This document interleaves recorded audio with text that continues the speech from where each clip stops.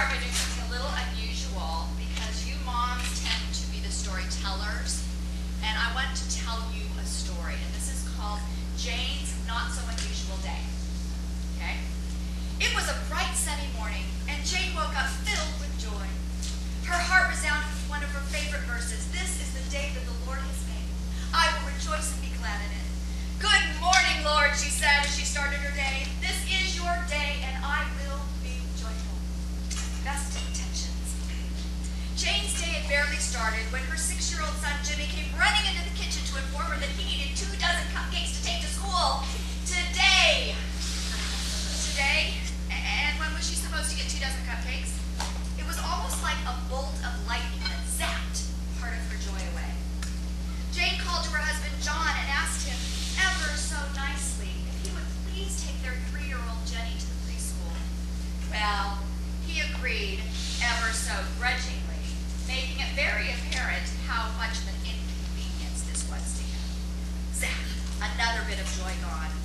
She rounded up Jimmy's school bag and lunch, loaded her 18-month-old in his car seat, and headed out. She made it to the market to snag some cupcakes at Jimmy's school in record time. She was just pulling out of the parking lot when a huge SUV pulled out in front of her and almost cut her off. And the driver looked at her like she had done something wrong. Jane grumbled and muttered as she continued on her drive back home.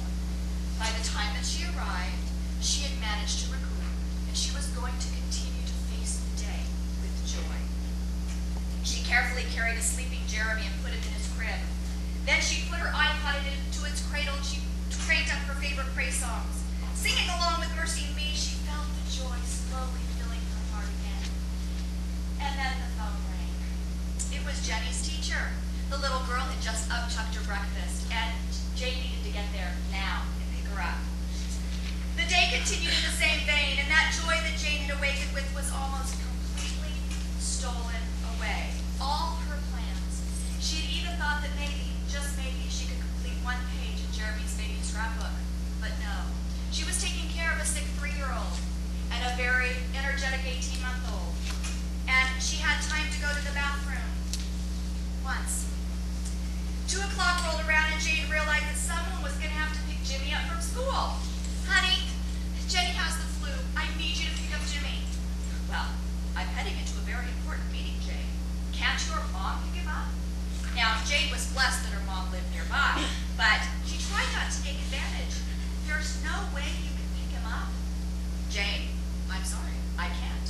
You know how important my work is. Zap. That last little bit of joy. Gone. That evening, after dinner was eaten, dishes were washed, homework was done, stories were read, chores were finished, Jane finally had a moment for herself. She fell into her bed and just lay there. And she thought to herself, what happened? What happened today? Why do I always start out my day feeling like I want to find joy, but by the end of the day, I am flat on my back, and the joy is gone? Now, can any of you relate even just a tiny bit with Jane's not so unusual day? I think that many of us wake up in the morning and we think, well, this is going to, and I don't know why we do this, but we think, today, I'm going to find joy. And we realize by the end of that time that the joy is gone. And I think it's because there are things that I like to call joy stealers that are just waiting to just come in and grab your joy. Now, this morning I want to talk about some of the most common joy stealers, and there are many. I only have time to focus on 4. If I tried to talk about all those things that steal our joy, we'd be here all day long. But I want to talk about them, and I will tell you that some of them are absolutely blatant. I mean, they come crashing through the door. They trash your place. They're there, and you know they're there. But there are other joy stealers that are sneakier. They're quieter. They kind of come in through a barely open window. But they will steal your joy just the same. And no matter whether they're blatant, whether they're sneaky, they all have one goal in mind, and that is to steal your God-given joy. And they will do everything that they can do to do that. So together, what I want to do is share with you some ideas that might help you, what I like to say, arrest those joy stealers, so that as often as possible, you can actually have some joy in your life.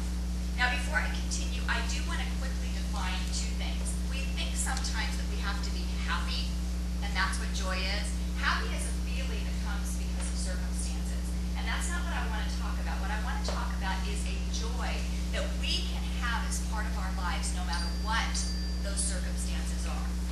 So I want to start by asking a couple of questions.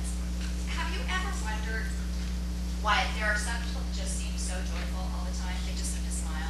And sometimes you just want to backhand them because you're thinking, what? What? But then on the other hand, there are those people that just seem miserable all the time. And you think, what? Is it that bad?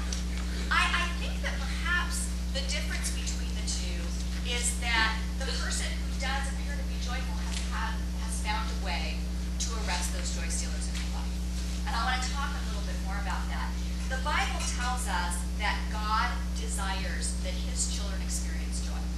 Throughout the Psalms, there are verses that say that God wants to give us joy. And the verse that we wanted to talk that is on your handout that says, "You will show me the way of life, granting me the joy of your presence." Those of us who know the Lord, those of us who have a relationship with God, we are in the presence of God. And that is where true joy is found. When we come to know God through the salvation of his Son, he promises this joy to us. He promises a joy that will come no matter what the circumstances.